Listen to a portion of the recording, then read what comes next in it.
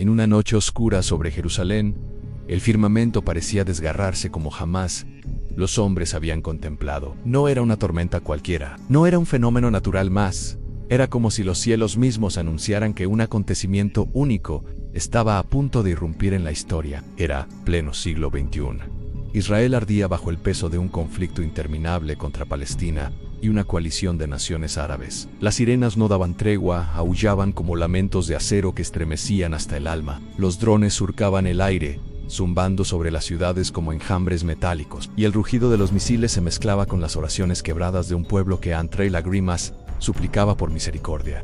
El mundo entero contenía el aliento. Las potencias se reunían una y otra vez en palacios y asambleas, buscando sin éxito poner fin al caos. Y fue en medio de ese desorden cuando la esperanza parecía desvanecerse como un soplo en el viento, que algo asombroso y profundamente inquietante estuvo a punto de ocurrir. Era una noche sin luna. Las nubes, tensas y cargadas de tormenta, se arremolinaban sobre Jerusalén como si ocultaran presencias invisibles. Relámpagos desgarraban el cielo con furia, pero ni una sola gota de lluvia caía. En el barrio ultraortodoxo de Mish Shirim, dentro de una casa elegante pero discreta, Miriam Mebat luchaba en trabajo de parto. Junto a ella, una anciana partera, de manos temblorosas y sabias, la asistía con devoción. En otra habitación, su esposo Zebadi Ben-Nur, un rabino de gran respeto, descendiente directo de la tribu de Judá, se postraba en oración. Sus labios recitaban los salmos con tal fervor que parecía intentar rasgar el mismo velo que separa el cielo de la tierra. Su clamor no era humano, era un grito del alma que buscaba respuesta en lo eterno. Y allí, en ese escenario sagrado y estremecedor, Miriam dio a luz, pero no fue un nacimiento común. El niño, al abrir los ojos, no lloró. En lugar de un llanto hubo un silencio sobrecogedor. Los presentes quedaron paralizados. Jamás habían visto una mirada semejante, tan dulce, tan serena, tan envolvente, como si sus ojos fuesen espejos del infinito. Una calma inexplicable invadió la estancia. El niño fue llamado Adil, un nombre que en hebreo significa Dios es justo. Ningún periódico lo mencionó, ninguna red social lo celebró. Su llegada pasó inadvertida para el mundo, pero en los cielos, aquella noche marcaba el inicio del mayor engaño que la humanidad conocería. Porque ese niño, nacido en una familia devota, en medio de las cenizas de la guerra, no estaba destinado a ser un salvador, sino un usurpador. Adiel creció rodeado de un entorno de profunda sabiduría. Antes de cumplir los 10 años ya dominaba el hebreo, el arameo, el griego, el árabe, el inglés, el español y otras lenguas antiguas y modernas. Se sumergía con pasión en el Talmud, los textos cabalísticos y los discursos de los profetas. Los eruditos más brillantes del judaísmo lo instruyeron, y círculos de élite lo protegían como si fuese un tesoro sin precedente. Desde muy joven despertó admiración. Su inteligencia parecía sobrehumana, su carisma ejercía un efecto hipnótico, y poseía un don extraño, la capacidad de reconciliar a personas con ideologías opuestas. Donde había odio traía entendimiento, donde había división surgía unidad. Nadie sabía explicar cómo lo hacía. Solo sabían que frente a él, el corazón humano se inclinaba. Cada sábado sus padres lo llevaban al muro de los lamentos. Los ancianos lo observaban como si en él ardiera una chispa celestial. Cuando cumplió 13 años, durante su bar mitzvah, se levantó a leer la Torá y sus palabras fueron tan conmovedoras que incluso los más endurecidos derramaron lágrimas. Pero justo en ese instante un trueno estremeció los cielos. A pesar de que el firmamento estaba despejado, muchos lo interpretaron como un signo divino, pero pocos entendieron la verdad. No era una bendición, sino una advertencia, el eco de un juicio que se aproximaba. Mientras Adiel crecía, el mundo que lo rodeaba se sumía cada vez más en las sombras de la guerra. Israel y las naciones árabes ardían en llamas de violencia constante. El desierto se impregnaba de humo, las fronteras servían como brasas encendidas, y la diplomacia parecía una reliquia olvidada. Los rabinos más influyentes de Jerusalén, movidos por la desesperación, alzaron sus voces con clamor. Exigían la construcción del tan anhelado tercer templo. Con lágrimas en los ojos y convicción ardiente, intentaban entrar al monte del templo, el lugar donde se habían alzado las 2 primeras casas de adoración de Salomón y Zorobabel. Pero el mundo musulmán respondió con ira. Disturbios de magnitud estremecedora sacudieron la ciudad. Una vez más, ese monte sagrado se convirtió en el epicentro de un campo de batalla espiritual. Adiel observaba todo con un silencio inquietante. El caos, la sangre, las voces alzadas, y en lo más profundo de su ser, ardió un pensamiento: yo seré quien construya el templo, yo traeré la paz. Ese fuego secreto comenzó a guiar sus pasos. Su primera decisión fue ingresar al ejército israelí. Allí, en los campos de entrenamiento y en los campos de batalla, Adil se distinguió como un prodigio. Su brillantez estratégica sorprendía a los generales. Su temple en combate inspiraba a los soldados. Su carisma era tan magnético que sus hombres lo seguían sin dudar, incluso en las misiones más arriesgadas. Las condecoraciones comenzaron a multiplicarse. Su nombre empezó a resonar más allá de los muros militares y alcanzó las esferas políticas. A los 30 años, se convirtió en el miembro más joven del cuerpo político de Israel. Aunque aún no era líder supremo, su presencia era imposible de ignorar. Se movía entre los rostros más influyentes con naturalidad, como si hubiese nacido para ese lugar. Pero mientras los hombres celebraban su ascenso, en los cielos un acontecimiento estremecedor estaba a punto de sacudir al mundo entero. En un abrir y cerrar de ojos ocurrió el arrebatamiento de la iglesia. Millones de cristianos fieles desaparecieron de la faz de la tierra. Familias enteras se desmoronaron en un segundo. Aviones cayeron sin control, automóviles chocaron en cadena, oficinas y escuelas quedaron vacías. El mundo entero quedó paralizado en un caos sin precedentes. Los científicos no encontraron respuestas. Los gobiernos callaron. Los medios especulaban, pero nadie entendía lo que había ocurrido. Era como si un velo invisible hubiese sido rasgado, dejando a la humanidad atrás. Israel también fue golpeado. El desconcierto se apoderó del pueblo. Los rabinos buscaban explicación en los textos, los políticos debatían sin rumbo, y las multitudes exigían una voz de dirección. En ese momento de angustia, Adil emergió con todo su esplendor. Con un carisma que parecía sobrenatural, se dirigió a la nación.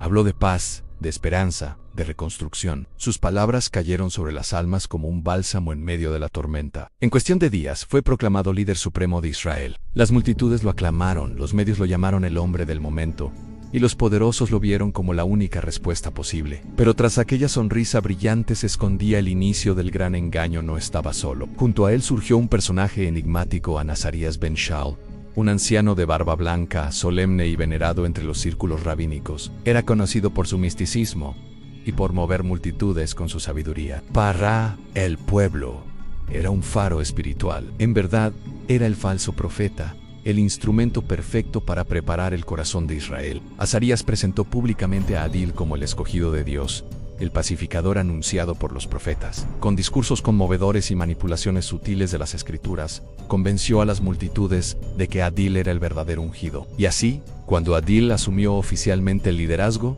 dio su primer gran paso. Dirigió su mirada hacia el corazón de la nación, el monte del templo. Con diplomacia impecable y astucia sin igual, organizó encuentros con los líderes árabes vecinos. Al principio, la propuesta de permitir la reconstrucción del templo fue rechazada con ira. El lugar era demasiado sagrado para el mundo islámico. Pero Adil no se detuvo. Prometió paz, estabilidad, prosperidad compartida. Sus palabras eran dulces como la miel, irresistibles. Finalmente, ante la presión internacional y la habilidad persuasiva de Adil, se firmó un acuerdo histórico de paz. Israel recibió permiso oficial para reconstruir su templo en el monte sagrado.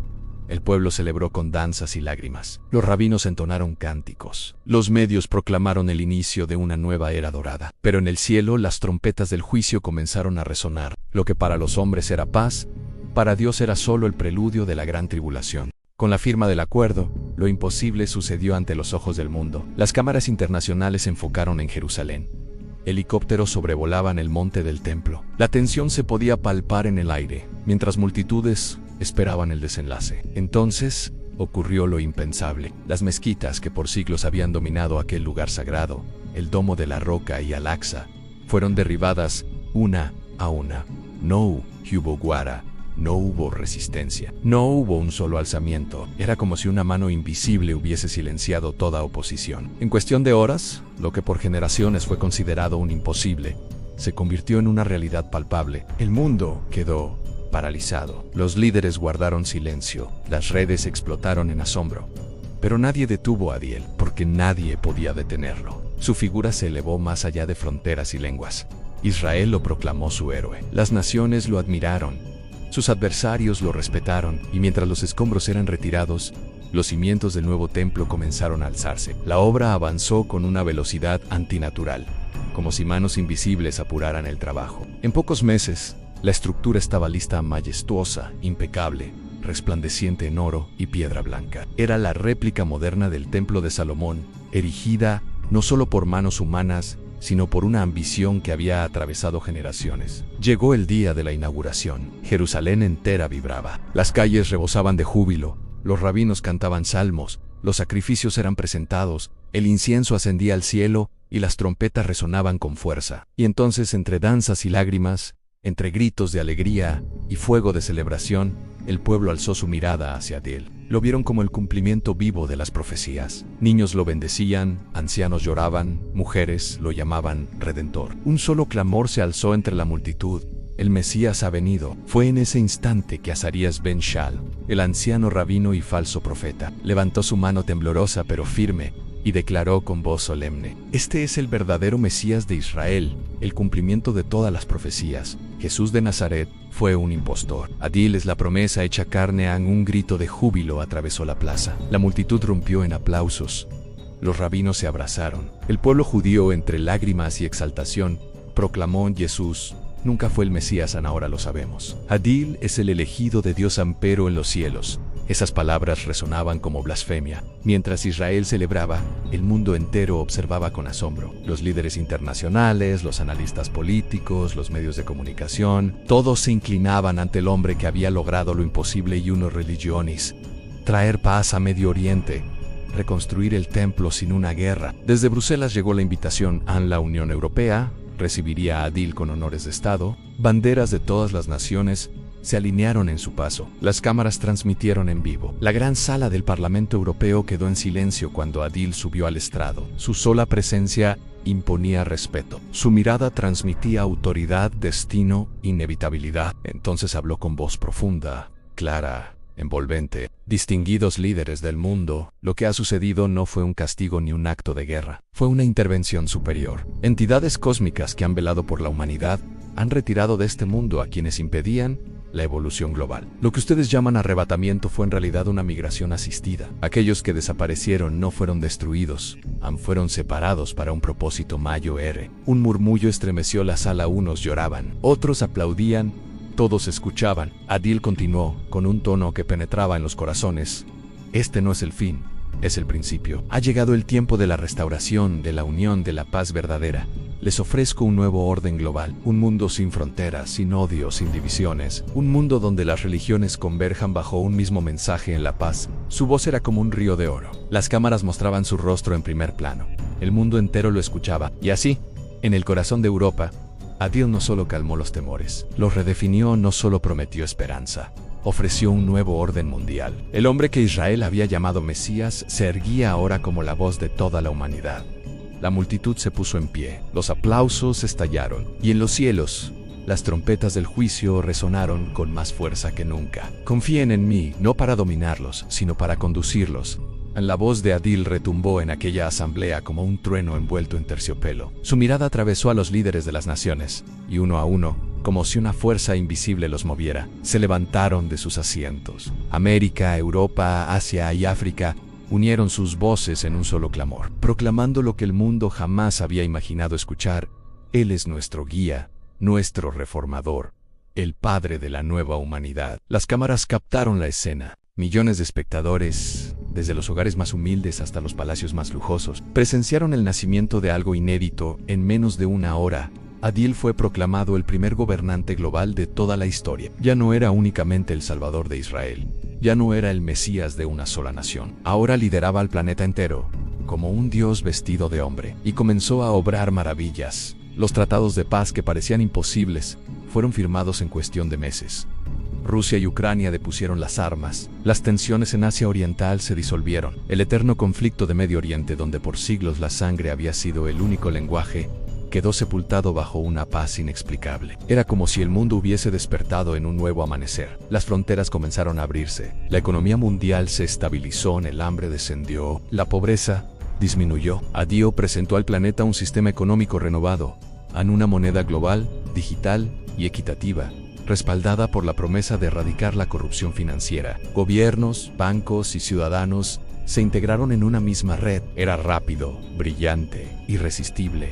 El mundo entero se sintió renacido. Las naciones celebraban su liderazgo. Las plazas se abarrotaban para escuchar sus discursos. Escuelas y universidades enseñaban sus principios como doctrina de una nueva era. Y así, bajo su sombra luminosa, la humanidad creyó haber encontrado al conductor perfecto. Pero lo más asombroso aún no había ocurrido. El poder de Adil no solo transformaba la política, también penetraba en el terreno más sagrado de todos, a la fe. Por primera vez en la historia, todas las religiones coincidieron en un mismo punto. Líderes espirituales de Oriente y Occidente, del norte y del sur, levantaron su voz al unísono. Adil es el esperado. Cada fe lo reconoció como el cumplimiento de su propia profecía. Los musulmanes lo aclamaron como el Mahdi, el guía oculto que debía manifestarse en los últimos días para establecer justicia. Desde los minaretes, su nombre fue bendecido en cada oración. El hinduismo lo veneró como Kalki, el último avatar de Vishnu, aquel que vendría a destruir la oscuridad e instaurar la verdad. Millones en la India lo recibieron como la encarnación de la restauración cósmica. El budismo lo identificó como Maitreya,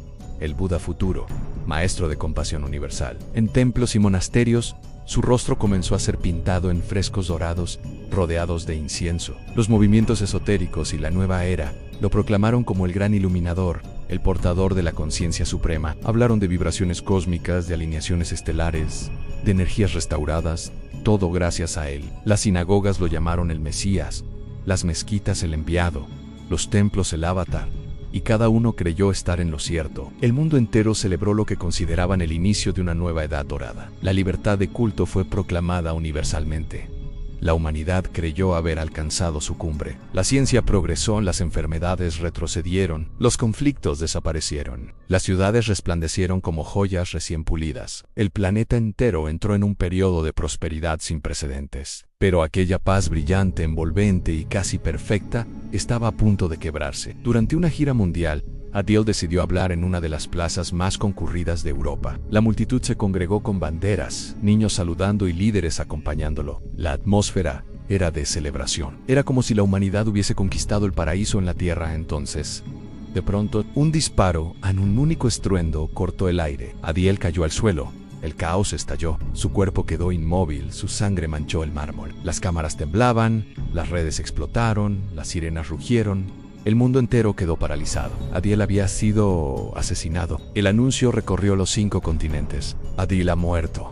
El mundo entero se sumió en luto. Las calles se llenaron de vigilias, procesiones y tributos. En Jerusalén los rabinos se cubrieron de ceniza, el templo cerró sus puertas.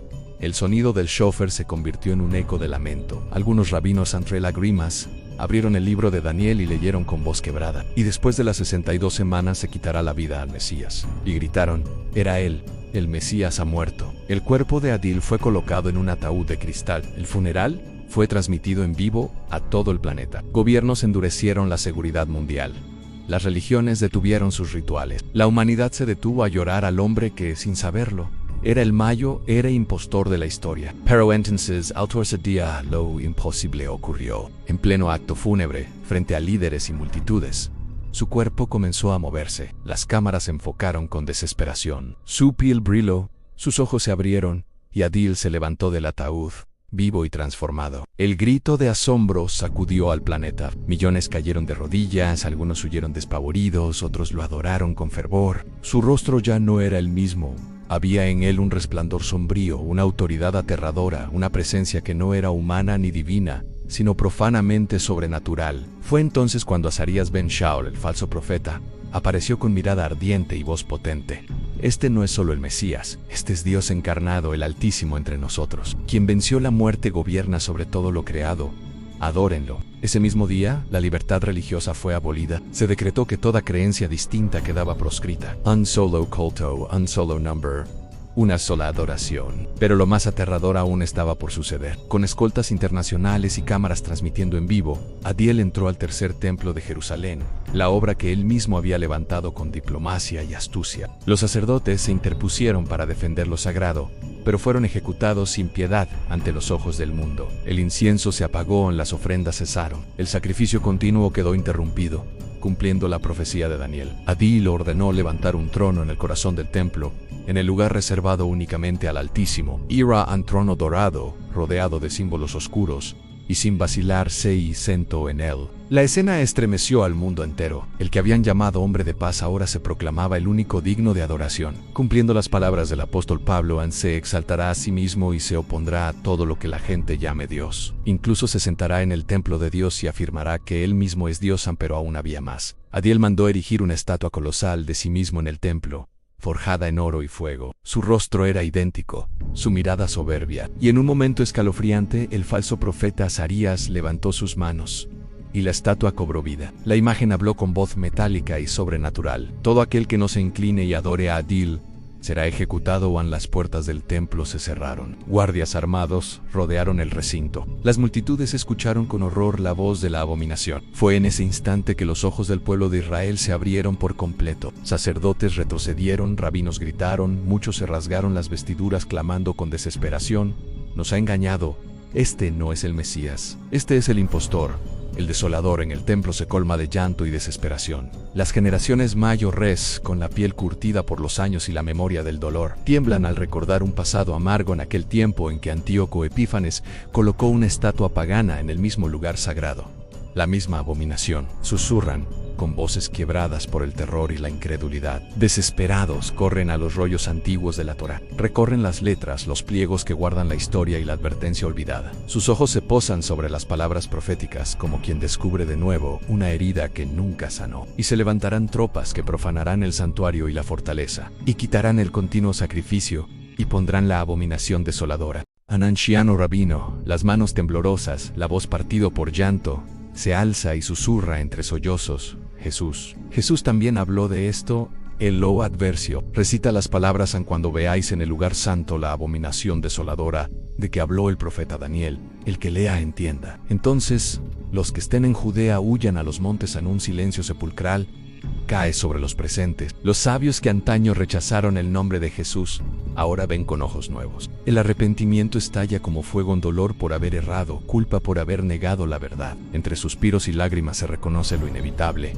Quizás el Mesías verdadero ya estuvo entre ellos y fue rechazado. En medio de la conmoción, surge un remanente fiel en hombres y mujeres que no cederán ante la imagen blasfema. Ellos han comprendido la verdad y se niegan a inclinarse. Su negativa enciende la furia del que ahora se erige como rey. Adil, ya transformado en la bestia revelada, desata sobre su propio pueblo una persecución que nadie había imaginado posible.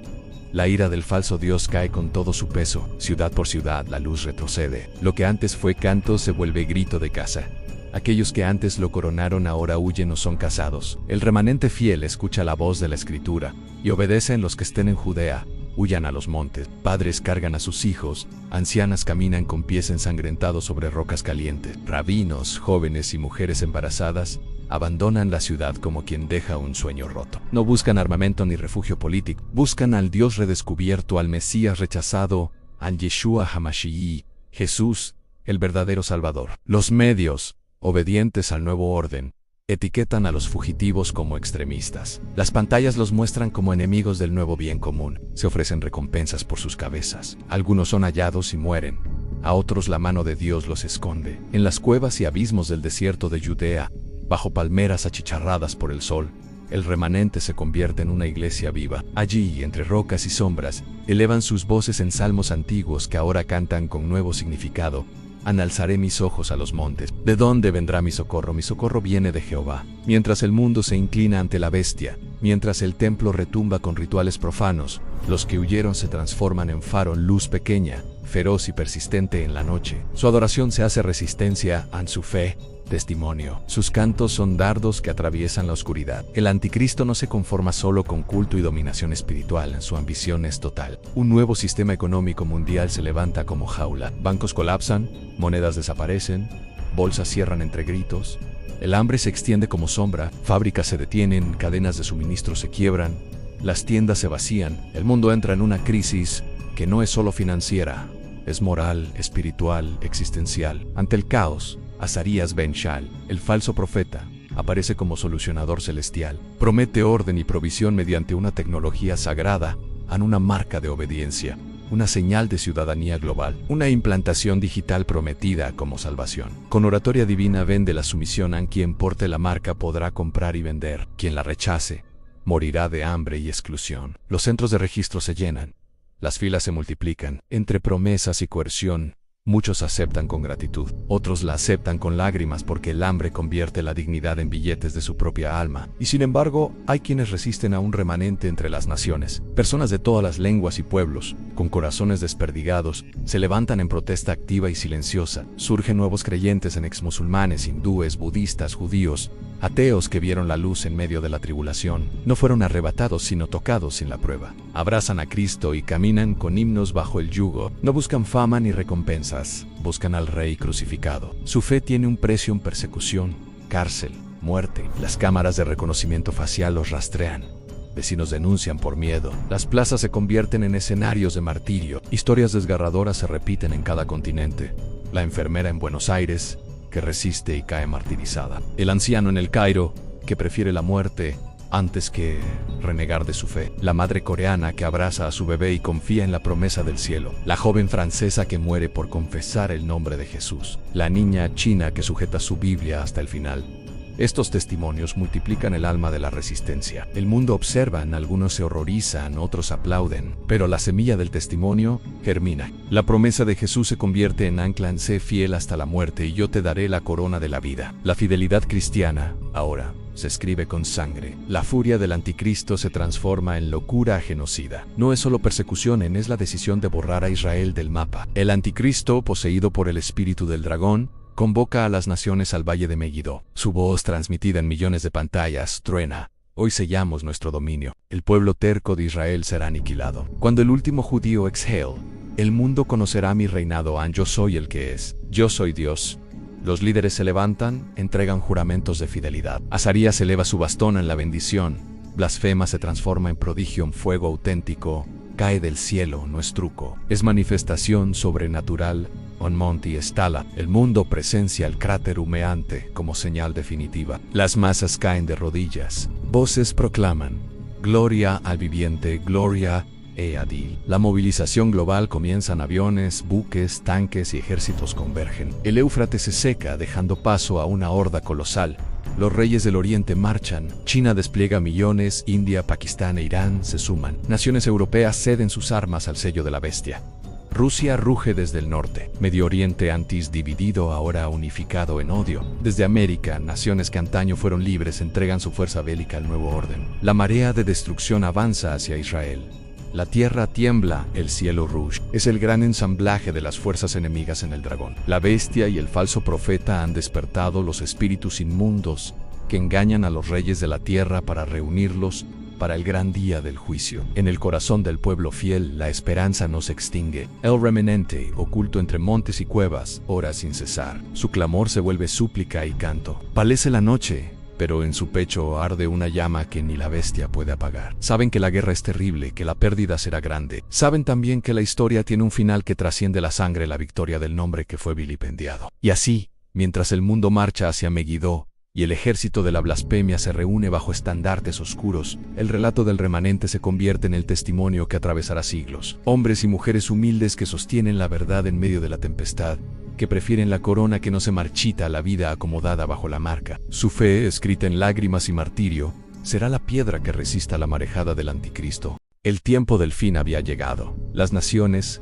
engañadas por el poder del impostor, se levantaron con furia contra Israel. Desde los rincones más lejanos del planeta marchaban ejércitos innumerables, banderas ondeando bajo el sol ardiente del Medio Oriente. Aviones, tanques y soldados avanzaban como enjambres de hierro y fuego. El lugar señalado por los profetas se convirtió en el escenario de la mayor reunión militar de todos los tiempos, el Valle de Megiddo, conocido por generaciones como Armagedón. Allí, el rugido de motores y el clamor de las multitudes anunciaban la batalla que cambiaría la historia del mundo. Israel estaba rodeado, la ciudad santa temblaba, las calles de Jerusalén se llenaban de gritos y de llanto. Hombres y mujeres corrían buscando refugio, los niños eran cargados en brazos, y los ancianos se apoyaban en los muros clamando misericordia. Pero lo más estremecedor no era la fuerza militar en contra, sino la revelación repentina. El engaño había quedado al descubierto. El hombre que se había proclamado Mesías, el que había prometido paz y prosperidad, se mostraba ahora como lo que realmente era en el desolador, el impostor, el anticristo. Los ojos del pueblo de Israel se abrieron. Las profecías que por siglos parecían un misterio ardían como fuego en su conciencia. Y con un corazón quebrantado, desde las sinagogas hasta los hogares, desde las montañas hasta las plazas, un solo clamor se elevó al cielo: Adonai, perdónanos, Yeshua, hijo de David, ven a salvarnos. La voz de un pueblo desesperado se levantó como trompeta, lágrimas cayeron al suelo como lluvia, y los cielos comenzaron a estremecerse, porque estaba escrito: clamarán a mí, y yo los escucharé. Dirán: bendito el que viene en el nombre del Señor. Mientras las naciones apuntaban sus armas hacia Jerusalén, el cielo se oscureció. Relámpagos comenzaron a cruzar el firmamento y un rugido semejante a 1000 terremotos anunció que lo imposible estaba por suceder. Los cielos, testigos de siglos de espera, se abrieron de pronto con un resplandor indescriptible. No era el sol, ni la luna, ni ninguna estrella conocida. Era la gloria del Hijo del Hombre descendiendo en majestad. El universo entero contuvo el aliento. La tierra tembló, las montañas se estremecieron y los mares rugieron. Y allí, entre nubes de fuego y caballos celestiales, apareció Jesucristo, el Rey de Reyes y Señor de Señores, vestido con vestiduras blancas teñidas en sangre, y en su muslo estaba escrito: un fiel y verdadero. A su lado venían los ejércitos celestiales, millares de ángeles, incontables redimidos, todos montados en corceles resplandecientes. El cielo entero descendía con él. Su rostro brillaba como el sol del mediodía, y de su boca salía una espada afilada con la cual heriría a las naciones. Las cámaras de televisión, instaladas para registrar la batalla, transmitían en vivo lo que nadie podía comprender: el retorno glorioso del Mesías. Los generales del mundo ordenaban abrir fuego. Aviones de combate lanzaban misiles, los tanques disparaban proyectiles, las armas nucleares eran activadas en un último intento desesperado, pero todo fue inútil. Las armas humanas se desintegraban al contacto con el resplandor de su gloria. Los cielos respondieron con truenos, rayos y granizo ardiente. Los hombres temblaban, los soldados caían de rodillas, algunos intentando huir, pero no había lugar donde esconderse. Fue en ese instante que sus pies tocaron la tierra, posándose en el Monte de los Olivos, justo al oriente de Jerusalén. Un estruendo como nunca antes se había escuchado partió la montaña en dos. Un gran valle se abrió, creando un refugio para los que clamaban al Señor. El monte, testigo del inicio de su pasión siglos atrás, se convertía ahora en escenario de su gloriosa victoria. Israel levantó su vista y lo reconoció. El lamento se transformó en adoración. El pueblo gritó con voz unánime: bendito el que viene en el nombre del Señor, Hosana al Hijo de David. Las lágrimas corrían por los rostros de los ancianos. Los jóvenes cantaban, los niños levantaban sus manos. La esperanza, que parecía perdida, había vuelto con el poder irresistible del Mesías verdadero. El anticristo, en su trono de engaño, contemplaba aterrado la gloria que descendía sobre Jerusalén. Su rostro, antes lleno de soberbia, palideció al ver al Rey de Reyes en los cielos. Sus ejércitos, los más grandes jamás reunidos, comenzaron a temblar. Los drones caían del aire como aves muertas, los tanques se oxidaban al instante, los radares enmudecían, y la tecnología más avanzada se volvía inútil frente al brillo del Verbo eterno. Entonces, en un último acto de locura, ordenó el ataque final. Misiles, artillería pesada, rayos láser. Todo fue lanzado contra el Cordero glorificado, pero bastó con un resplandor de su venida para destruirlo. El falso rey cayó de rodillas, y ante los ojos del mundo entero su cuerpo fue consumido por la santidad del Mesías. El falso profeta, su cómplice, fue apresado y arrojado vivo al lago de fuego eterno. La tierra tembló una vez más, y el valle de Megiddo se convirtió en un río de justicia. Los ejércitos de las naciones fueron abatidos, no por armas humanas, sino por la espada que salía de la boca de Cristo, la palabra viva e indestructible. Y en ese instante la historia cambió para siempre. Israel, que lloraba en desesperación, se levantó en adoración. El pueblo que había clamado entre lágrimas: «Sálvanos, Señor», ahora gritaba con júbilo: «Gloria al Cordero, au León de Judá, al Rey eterno». Jesús entró triunfante en Jerusalén, no ya en un pollino humilde, sino en un caballo blanco de victoria. El trono fue establecido en la ciudad santa, y comenzó el reino prometido. Un reino donde la justicia correría como un río, donde la paz no tendría fin, donde los redimidos reinarían junto a él por 1000 años. La humanidad contempló con asombro cómo el Cordero inmolado se convirtió en el león vencedor. Las lágrimas fueron enjugadas, las heridas fueron sanadas, las promesas se cumplieron, y el universo entero proclamó en un clamor unánime: «Amén. Gloria al Rey eterno Jesucristo, Señor de señores, vencedor de las naciones».